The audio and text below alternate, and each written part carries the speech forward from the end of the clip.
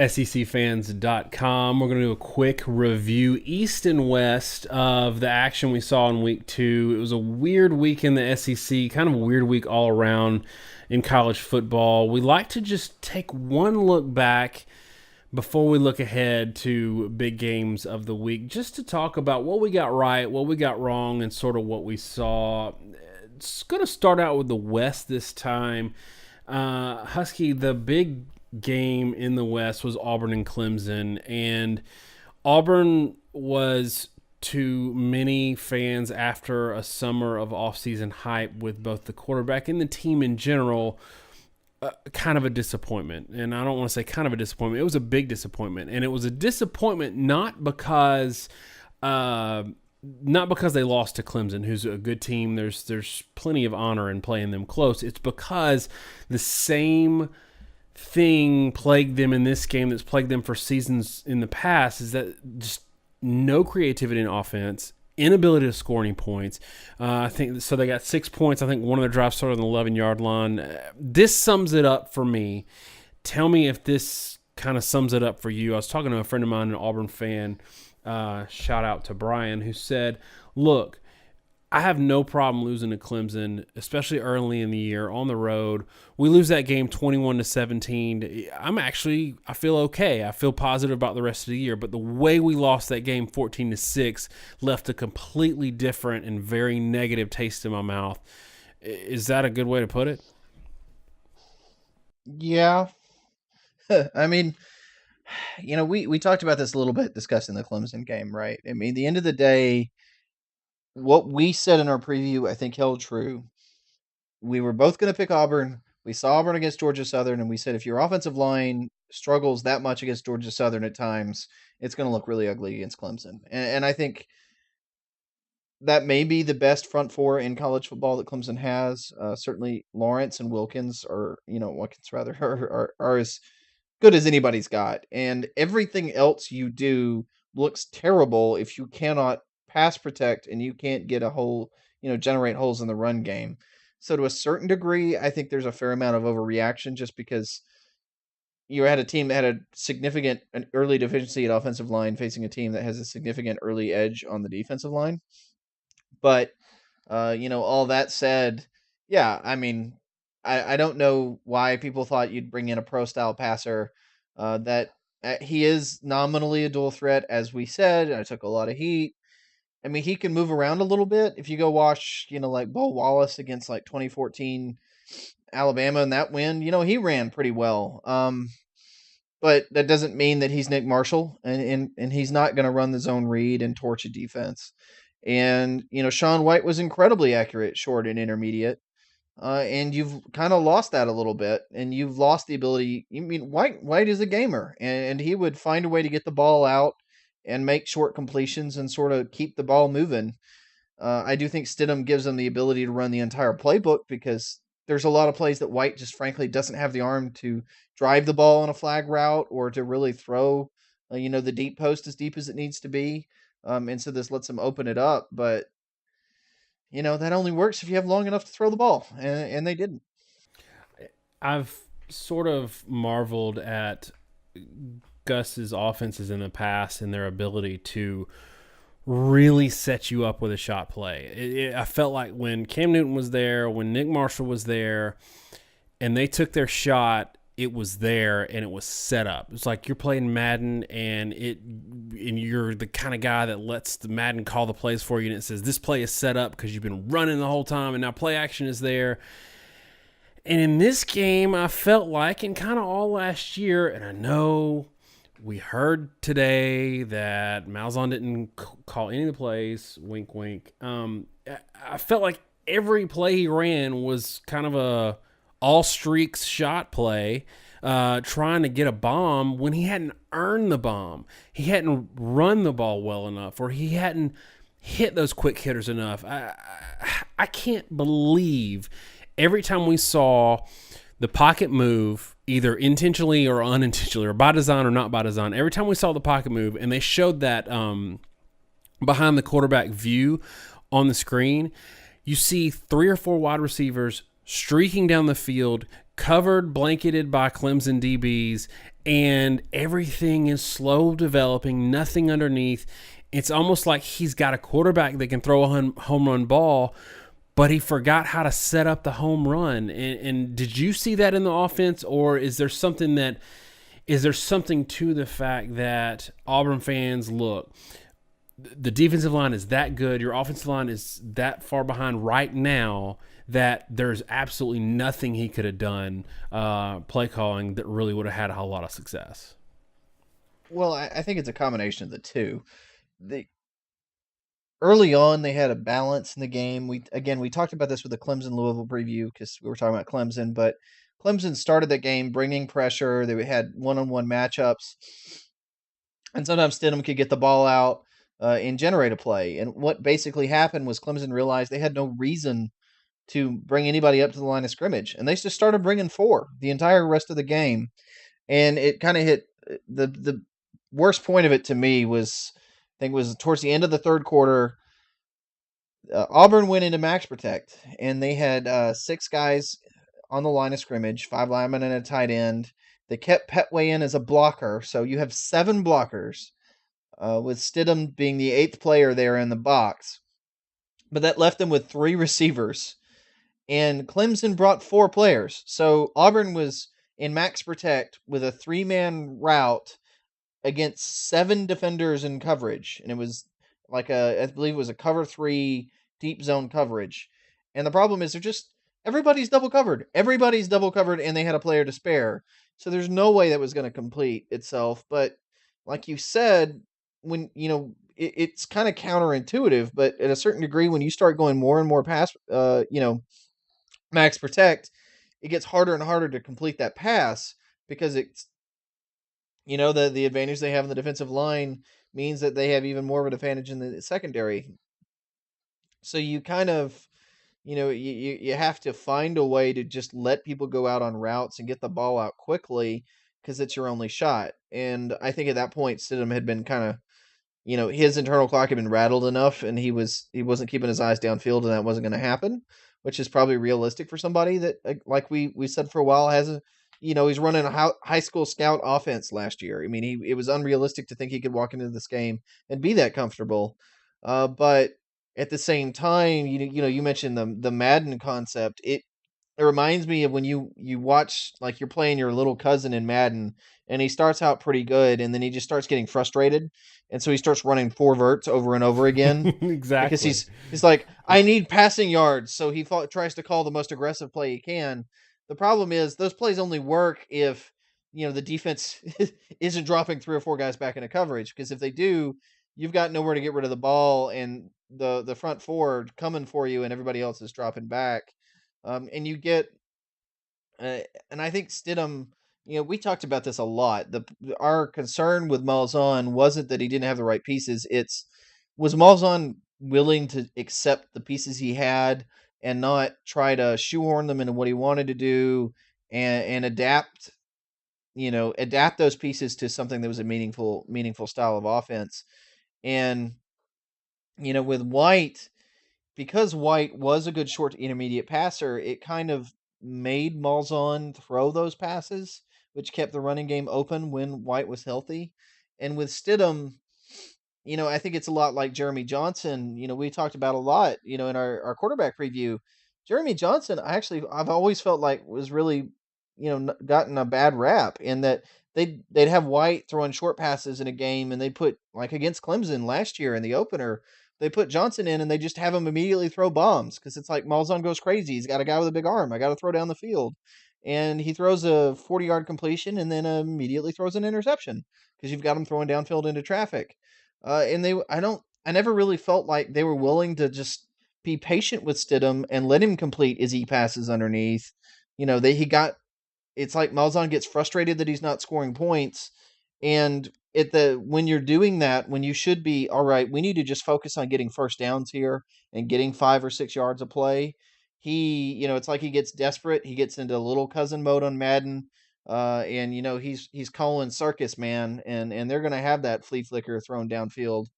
Um, Actually, by the way, flea flicker, one of the strangest penalties I've ever seen. But yeah, What for, a for those that go Go ahead. ahead. No, you got it. No?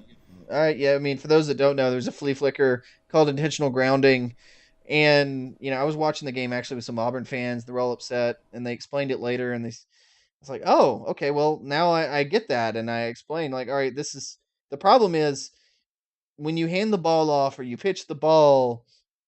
If you handed it to the running back and the running back's on a pitch play or he's going around in, it shouldn't be legal for the running back to go, oh crap, I'm going to be tackled for a loss and just throw the ball out of bounds, right?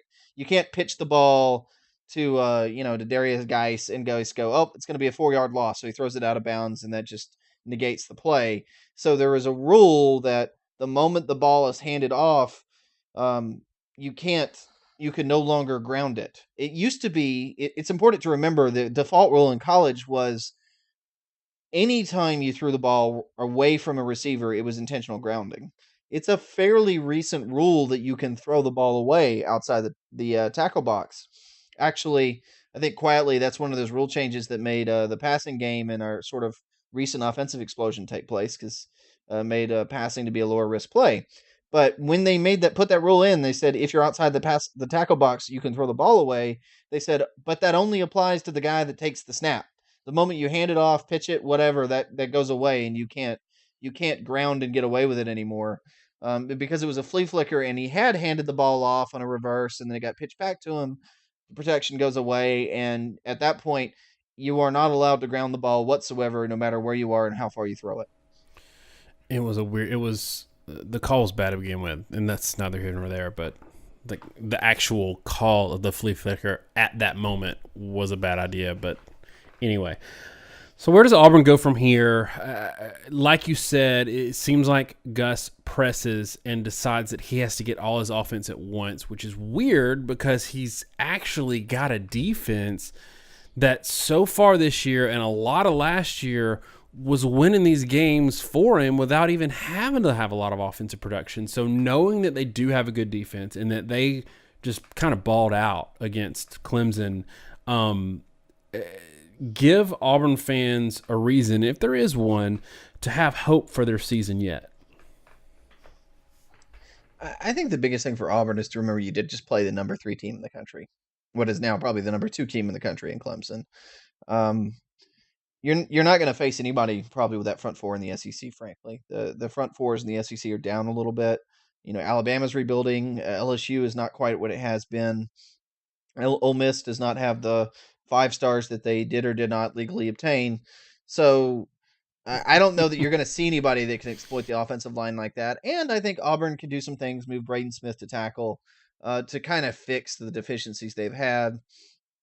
And if you wanna salve to cure your offensive woes, playing Mercer is good. And maybe even more than that, playing Missouri, because I don't know that Missouri really knows what defense is. They saw it in a dictionary one time, Well, and it and they was fired called. their defensive coordinator today, so it can only go up from here. Yeah, that's a real positive spin to put on it. It can always be worse, man. It can always be worse. Yeah, no, I think they've got a pretty good stretch here. 4 games between Mercer, Missouri, Mississippi State, Ole Miss, none of which are particularly good defensively. Before they have that game against LSU, and all they need to do is kind of get some solvency, and then they'll set up for that big matchup against LSU. It's not a particularly hard schedule compared to the way we thought it was to start the year. It may be hard to go more than 8-4, but I think LSU and I think Georgia are winnable games. Alabama, they can maybe win right now. It's not looking like that's going to happen, but yeah, I think that's good, and I think it probably leads into another point, which is I don't really know what to make of Georgia right now. Yeah, I don't know what to make of the whole SEC right now, and that's what I want to ask you is we saw Georgia fire a Mark Richt who was 9-10 win city, but it was sort of I don't know, it was a mirage because he was winning 9 or 10 wins in the East and he wasn't beating anybody of significance and he was losing in his bowls and he didn't have a great record against the West. What to make of Auburn in light of the fact that I think, you might disagree with me, but I think the SEC's down this year for once. Everybody loves to say it year in, year out, For once, I think it's true that the SEC is down. The West is generally the stronger division. It has been for years. A&M has been one of those 8-9 win teams. Doesn't look like we're going to get that out of them if they have to play anybody that's remotely better than Nichols that they beat by 10 points last week. Ole Miss is a mental train wreck. They've still got some talent on that team, but they're just completely out of sorts. Kentucky's over there in the East that we thought might make a little noise. They struggled with Eastern Kentucky. Missouri got killed by South Carolina. And these are teams that aren't good teams. Like historically aren't just, elite teams, but they're teams that are like Kentucky's a 6 or 7 win team that can go to a bowl. A&M's going to get a good bowl. Ole Miss might get a better bowl. Right now in the West, it's Alabama, Auburn, LSU like we thought, and then a bunch of nobodies. So far, y'all, don't kill me. So is Auburn in that situation where Gus might have a good record at the end of the year and not have a good team? And maybe are we looking at potentially a 9 or 10 win coach getting fired? First off, I gotta I gotta harp on the comment where you're like, well, Kentucky, they're over there in the East. Like that's no, that's your positive? Kentucky's not a team that struggles with Eastern Kentucky. Kentucky, we thought, especially with Johnson coming back at quarterback, and the team that beat Louisville last year shouldn't be a team struggling with Eastern Kentucky. That shouldn't be a team that is not going to make a bowl. And it's looking like I mean, there's your bag of wins concept. There's so many teams from the SEC they're going to go to a bowl regardless. But again, the question put to you is if Gus wins 8 or 9, 10 games this year, are we going to be hearing at the end of the year people complaining, oh, you can't fire a guy with 9 wins? People are just unhappy, blah, blah, blah. But if he loses to Alabama, Georgia, and Clemson, and he goes 9-3, did he beat anybody? Yeah, I mean, I think there's a real good chance if he goes 9-3 with those that his only ranked win would be LSU. I mean, if he goes 8-4 and he loses to LSU, Georgia, and Alabama, he probably will not have beaten a ranked team this year because I can't see Mississippi State being ranked. I can't see Ole Miss being ranked. And by the way, the only bowl they're getting this year is the Potato Chip Bowl that's going to be on the Grove because they ain't going bowling. And Arkansas, we've had actually a lot of Arkansas fans listen. We appreciate it. I feel really terrible that I've been continually harsh to Arkansas. Um, I just hope you appreciate the fact that I haven't been wrong when I've been harsh. And I want to see Arkansas be successful, but they're not there right now. And Texas A&M, I'm not sure if any of them have woken up from their hangovers from the past couple of weeks, but if they have, then I think they also recognize that they're not in a particularly good spot. So, we kind of differ in the fact that I do think the SEC is actually still pretty good. I think everybody looks terrible at the start of every year. We always talk about how these upsets are shocking and this team beat that team and oh my gosh, Maryland beat Texas. We discovered a lot of teams weren't as good as we thought they were. Other teams are better. Last year at the beginning of the year, who would have thought Clemson would have won the national title? They looked like garbage for the first 4 or 5 weeks.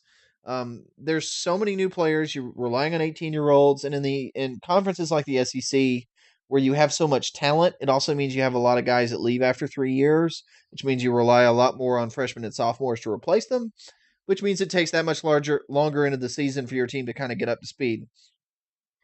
Everybody else is dealing with the same problem. I mean, you look nationally. Ohio State's got serious issues. Michigan, I guess, looks good against Florida. Penn State looks pretty good. USC, okay, good. Is Stanford good? We don't know. UCLA barely beat the Texas A&M team that we're all ragging on. For most of that game, A&M looked a lot better than UCLA. And it's there's 2 or 3 teams in every conference that are good, but by and large, the rest of the conferences, I don't know. I mean, I can't point to the reason why they're necessarily that much better. So I think the SEC is still strong, but all that said, it's hard to argue. I mean, South Carolina, again, NC State was thought to be some sort of like dark horse playoff contender. South Carolina beat them in the opener. I think there's a real good chance that South Carolina is a lot better than we're giving them credit for. We both had Missouri picked as our dark horse in the East. That might have been a mistake. Probably was a mistake. It probably should have been South Carolina, which none of us saw coming. Um, and in the West, I thought Mississippi State was not going to be very good this year. I didn't see any of it on paper. From what I've seen of them, I'm surprised. They look like a legitimate team. I think Mississippi State may win a lot of games, but the problem, again, like you said, it all comes back to this concept that we've talked about before with a bag of wins, meaning if you have 14 teams in conference and each one of those 14 teams plays 8 games against conference opponents, you are going to have 102 wins in your conference because there's 102 games played. And it doesn't matter if your conference is really good or if your conference is really bad, there's going to be 102 wins. The only thing that really changes is, are those 102 wins spread evenly over the 14 teams where, they all win 4 conference games, which means they all go 8 or 4 or worse? Or do you have a handful of teams that do really well, cough cough Big Ten last year, where you have 3 or 4 teams that beat everyone else in the conference because frankly they all suck, and now those 3 or 4 teams all end up numbers 2, 4, 5, and 6 in the polls, but that's just because they beat all the bad teams in the conference, accumulated all the wins, and they all they beat 7. They beat 7 of the 8 they played, and they lost to the one of 3 other good teams that they happen to have on their schedule.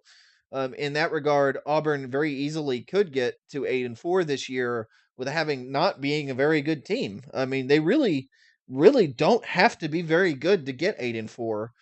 Yet they're probably going to have to be, and they may get 9 or 10 wins just by virtue of beating, LSU team that we still don't know how good they are, a Georgia team that, as much as they beat Notre Dame, and I thought they had a tremendous amount of talent in that game. I thought Georgia really showed um, that they had a lot of talent at the skill position. I thought the quarterback could make every throw. Godwin, the receivers were good. Now they got a tight end, but oh my gosh, were they discombobulated?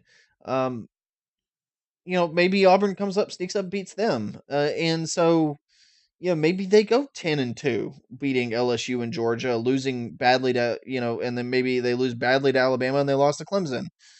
Do you fire Gus out of that? I don't think you can. And now, if even if they go 8-4 and they lose to LSU and Georgia, 8-4 is not considered a bad record anymore. But like we said, and they're really just skating by because they got Missouri on their schedule, and Missouri sucks, and Ole Miss is a disaster. I mean, they're going to finish third in the West behind Alabama and LSU, I mean, honestly, it's almost by default. So I do think at this point, the only ones that really make sense, it's Mississippi State and Auburn. One of those teams is going to have to be like an 8 or 9 win team, just by sheer freaking virtue of the fact that I don't know how anybody else can actually win ball games. All right, so keeping the West train rolling, we're going to take a quick stop and talk about Alabama. We don't have a whole lot of time to spend here, but we wanted to see improvement from just in terms of Jalen Hurts taking control of this offense. And I think a lot of Alabama fans were hoping that he would throw it around the yard, and that didn't happen. He put up, I think, 154 yards of rushing, had a really good touchdown throw to the tight end, which sort of telegraphed a little bit some of the offense I think Alabama fans can expect this year, and that's a good thing. Got to see Tua play a little bit. The offensive line sort of let him down on a couple of drives, but he did get a touchdown drive late. Tell me what you saw both from an offensive perspective. Like, were you happy with what you saw from Jalen Hurts, and maybe quiet some of the calm the fears of the Bama fans who weren't? And then tell me what you saw in terms of defense, filling in 4 linebackers that were missing out of this Alabama defense that I think were playing a pretty key role in 2017. There were a lot of these sort of nobody games, and we're all kind of, we talk a lot on this show about the teams that do the best. Honestly, our forte and our brand is to talk about the big games and the best teams, and we like to be honest in our discussion, which tends to not favor talking about teams that are struggling. I think weirdly something that differentiates us from a lot of other podcasts that lately have been talking about the teams you don't hear about at all, and we more drill into teams that you do hear about at a level you don't hear about. I do think in that game, Alabama's really missing their pass rushers. They have Lewis out, and was it Lewis, Evans, Jennings, and Miller, and there's a lot of talk about the two guys, Lewis and Miller, that are lost for the season. But honestly, I'm not sure that they're even necessarily, they may be the third and fourth worst best ones. I think Evans may have been, I had been told, maybe the best player in the defense before he got injured. I'd heard that from a number of people connected to the program. And Jennings was actually the starter at Jack linebacker. For whatever reason, everybody forgets that. And he's out with a sprained ankle. So, the lack of a pass rush makes everything look worse. As for Hurts, it's it's kind of like a weird sort of like how you want to look at it thing with him, because I was looking at ESPN's QBR for this week, and Jalen Hurts is actually second in the country with a 97.8 QBR. Yeah, I rolled my eyes at that a little bit. Yeah, I did too, and the reason is QBR actually takes into effect passing and running. And if you looked at his run EPA, which is like estimated points added, he's fifth nationally in estimated points added via the run, behind Ederle, Lamar Jackson, Daniel Jones of Duke, and Jonathan Brantley of Tulane. But if you look at his passing EPA, or the amount of expected points that he added for his team throwing the football, I mean, he's all the way down at 56th between Brad and Dawkins at Arizona and Quentin Dormady at Tennessee. So even when he has a relatively good week, he still didn't really throw the ball all that well. And a lot of this is sort of, actually, by the way, adjusted because he didn't have many attempts. He only had 28 action plays, as they call them for ESPN. But I do see improvement. He's completing passes he didn't complete in the past. They're opening some things up. But again, we've talked about this a lot. Alabama's going to look really, really good this year when they play teams that are below their caliber, because when you have that spread offense and a running quarterback, just teams struggle to deal with all the pieces at once. But the moment Jalen Hurts gets contained in the pocket, and I think Florida State, by the way, was uniquely built to do that with Derwin James. Derwin James is pretty much the singular best anti Jalen Hurts weapon in college football, because of his ability to walk down in the box like a Mark Barron and cover. The moment Jalen Hurts actually is forced in the pocket to throw, it's going to be difficult for him. And I don't know. I mean, it's almost exactly the same score I think they had last year in the Western Kentucky game, and it almost looked exactly the same, only they seemed a little more in control. So I don't take too much negative from it, but Yeah, and y'all have heard us talk about this before, but Saban does this every year with the games that he knows he's going to win. He goes into the games with a specific plan to work on specific things, and it specifically pisses off Alabama fans because it's not the thing they want to see. And this week was no different. Jalen threw the ball, but it wasn't a lot of downfield shot plays. It wasn't bombs. It was kind of what he needed to work on: short intermediate routes, a couple of progression works. The thing that's a little bit lacking, and probably because there's no Joshua Jacobs, is any sort of throwing the ball to a running back. That's, I think, part of this offense that we haven't seen yet. And I think they feel so good about his improvements in the deep ball that they haven't shown that much this year either. Obviously, he had the bomb to Calvin against Florida State, but we didn't see a ton of that against a team that he probably could have thrown some bombs against with Fresno State last week. So Bama fans, don't worry too much. Everything that Saban's saying is a little more positive than he was saying last year about Jalen. And as many have noted, and I think this is as much to do with the lack of Kiffin as it is to do with Jalen Hurts, but the pre-snap stuff is so much cleaner than it was last year. And that in and of itself contributed to a lot of 3-and-outs for Alabama last year. Anything else for Alabama before we move on? no, I don't think so. Yeah, it's kind of tough with those games because you want to analyze them, but then you look up and it's like Fresno was 1-11 last year. I was, as an aside, pretty impressed with them offensively. You had a couple of other games that were scary for A&M, 10-point win over Nichols, and then a blowout for Mississippi State. And we've talked about Mississippi State enough this week. You can check out our preview of them with LSU if you want to hear more about them. Do know that Mississippi State fans, we gave y'all a lot of love there. The last one I want to talk about in the West is TCU and Arkansas. This is a game that last year Arkansas came in the way with a win in overtime, and it kind of fueled their season for a little bit to get them some momentum. This year, 28-7 actually looks a little worse than it was. It was a tight game. It was 14-7 at the half.